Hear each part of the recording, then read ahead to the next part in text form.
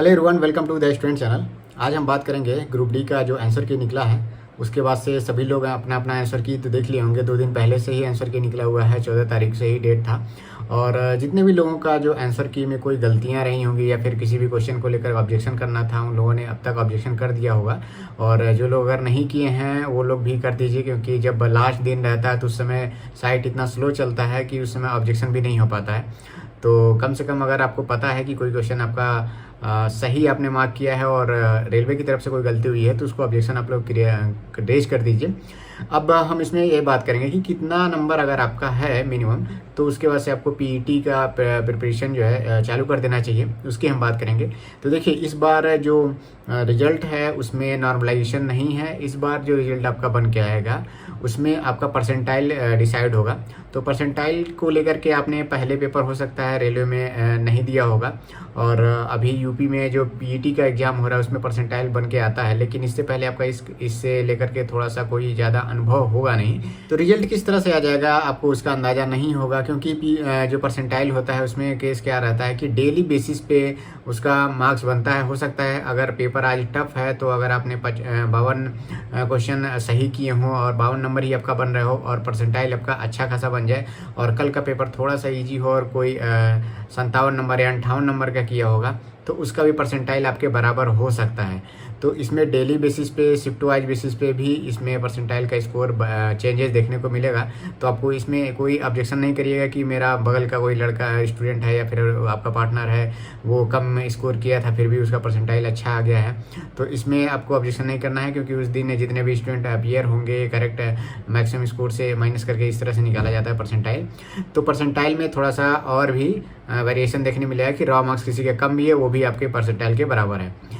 दूसरी बात क्या है कि इसका जो पीईटी के बाद जो फाइनल जब मेरिट बनेगी, जो फाइनल कट ऑफ बनेगा जब सिलेक्शन का होगा, तो उस पर कौन कौन से फैक्टर हैं जो अफेक्ट करेंगे, इस पर थोड़ा सा बात कर लेते हैं। 2 पॉइंट है, मैं यही कहूँगा कि एनटीपीसी का भी एग्जाम कंटिन्यूस चल रहा है, उसका एग्जाम खत्म हो गया, डीवी और मेडिकल हो रहे हैं।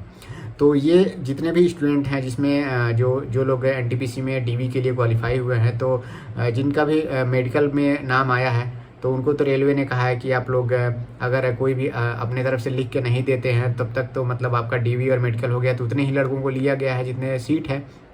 मतलब क्या है कि वो लोग ज्वाइन करेंगे, और ग्रुप डी से तो बेहतर ही है। तो उसमें से भी मान के चलिए, अगर मैं 100% नहीं कहूँ तो फिर भी 30-40% लोग ऐसे भी होंगे, वो लोग जो अच्छे स्टूडेंट हैं और ग्रुप डी का भी फॉर्म भरे हैं।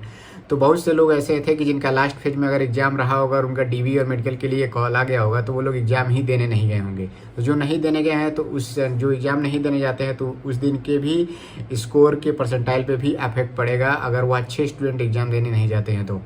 बाकी पहले जितने लोगों ने एग्ज़ाम दिया है टीपीसी का भी, उनका मेडिकल में आया हुआ है, और वो लोग ग्रुप डी का भी एग्ज़ाम दिया है तो उन लोगों ने भी बहुत अच्छा स्कोर किया है, 75, 78 इस तरह का स्कोर किया हुआ है। तो वो लोग जाहिर सी बात है ग्रुप डी में तो नहीं ही जाएंगे वो, और वो लोग हो सकता है कि अगर उनका नंबर इसमें अच्छा है टीपीसी में तो वो लोग फिजिकल की भी तैयारी नहीं कर रहे होंगे।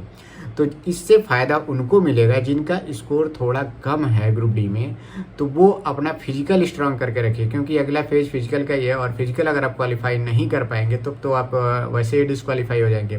तो फिजिकल के लिए आपको तैयारी बढ़ा के रखनी होगी। और फिजिकल में भी ऐसा होता है कि बहुत से स्टूडेंट ऐसे होते हैं जो बहुत अच्छा स्कोर करते हैं, और लेकिन वो दौड़ने में उतना मतलब फिजिकली उतना फिट नहीं रहते हैं, वो थोड़ा सा लेजी भी होते हैं, तो वो लोग क्वालिफाई नहीं कर पाएंगे। तो और वो लोग अगर जैसे ही डिस्क्वालीफाई होंगे आपकी पॉसिबिलिटी ज़्यादा बढ़ेगी। तो जितने भी लोग अगर जिनका मतलब स्कोर थोड़ा सा कम रह गया, जाहिर सी बात है पेपर लास्ट के समय में इधर बहुत डिफिकल्ट क्वेश्चन आ रहे थे, जनरल साइंस के भी क्वेश्चन बहुत ज़्यादा अच्छे क्वेश्चन पूछे जा रहे थे। सीआरटी को इन लोगों ने रेफरेंस बनाया था इस बार, तो बहुत अच्छा क्वेश्चन उसमें अराइज हो रहा था।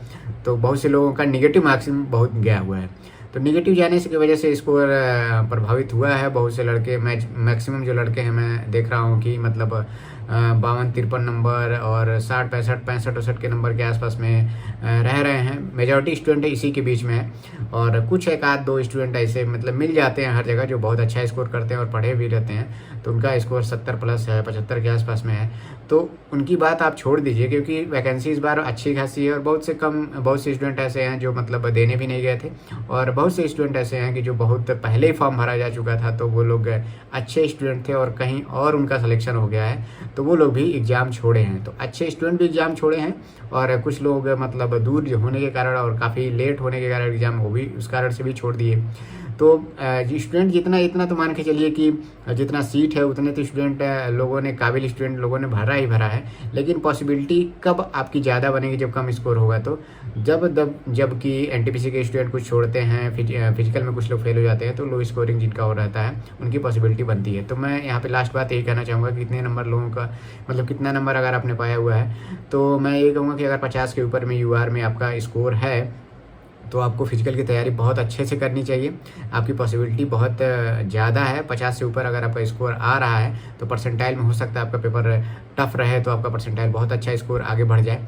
तो आपको हर जोन की मैं बात कर रहा हूँ, ऑन एवरेज की बात कर रहा हूँ, 50 के ऊपर आपको है तो फिजिकल की तैयारी करनी चाहिए। सिलेक्शन की मैं बात नहीं कर रहा हूँ, सिलेक्शन तो हो सकता है ज़्यादा ही जाए इससे, लेकिन कम से कम इतना है तो आप तैयारी फिजिकल का शुरू कर दीजिए, क्योंकि वो थोड़ा सा टफ टास्क होता है। वो एक दिन में, 2 दिन में, या फिर एक हफ्ते के रिवीजन में नहीं हो पाता। वो आपको कंटिन्यूस दौड़ना पड़ता है, डाइट भी फॉलो करनी पड़ती है, डेली रूटीन भी फॉलो करना पड़ता है, तो उसमें थोड़ा सा मेहनत लगता है। और बहुत से स्टूडेंट ऐसे हैं जो मतलब दौड़ना या फिर फिजिकल एक्टिविटी में पहले बहुत दिनों से इन्वॉल्व नहीं हुए हैं, तो उनके लिए शुरुआत के कुछ दिन तो बहुत मेहनत भरे रहेंगे। हो सकता है कि अगर मान लीजिए शुरुआत में आप दौड़ना शुरू करें, बीच में कोई इंजरी भी हो सकती है, तो धीरे धीरे अगर आप शुरुआत करेंगे तो एक लंबे समय के बाद, 1 हफ्ते 10 दिन बाद आप एक फ़्लो में आ जाएंगे। फिर उसके बाद से आप कंटिन्यूस अच्छा खासा दौड़ लगा सकते हैं। आपको वजन उठा के भी दौड़ना है, तो आप 1 हफ्ते में टारगेट लेकर के मत चलिएगा, और जैसे भी रिजल्ट आएगा फिजिकल के लिए वो बुलाना शुरू कर देंगे, तो आपको ज़्यादा समय नहीं मिलेगा, क्योंकि इन लोगों ने भी डेडलाइन है, दोनों एग्जाम के ज्वाइनिंग की डेडलाइन इन लोगों ने डिसाइड कर दी है। तो वही आपको भी मान के चलना चाहिए कि ज़्यादा समय बचा नहीं हुआ है, और फिजिकल के लिए हमें तैयारी बढ़ा देनी चाहिए। तो जिनका भी ऑन एवरेज स्कोर 50 से ऊपर है, तो उनको शुरू कर देना चाहिए फिजिकल की तैयारी। आंसर की के 2-3 दिन निकलने के बाद ही मैंने सोचा कि इस पर वीडियो बनाना चाहिए, क्योंकि शुरुआत में जैसे आंसर की निकलती है उसके 1 दिन बाद ही वीडियो बनाना थोड़ा सा गलत होता है। जब तक पूरा लड़कों का कमेंट सेक्शन और ये सब चीज़ें, सबका जो एनालिसिस है, सबका जो फीडबैक है वो लेने के बाद ही इस पर वीडियो बनाना सही रहता है। इसीलिए मैं 2-3 दिन बाद बना रहा हूँ वीडियो कि कितना नंबर अगर आपका है तो फिजिकल की तैयारी करनी चाहिए। इसके अलावा और कोई क्वेरी हो तो आप कमेंट सेक्शन में पूछ सकते हैं, चाहे तो इंस्टाग्राम पे भी मुझको मैसेज कर सकते हैं। Thank you, all the best.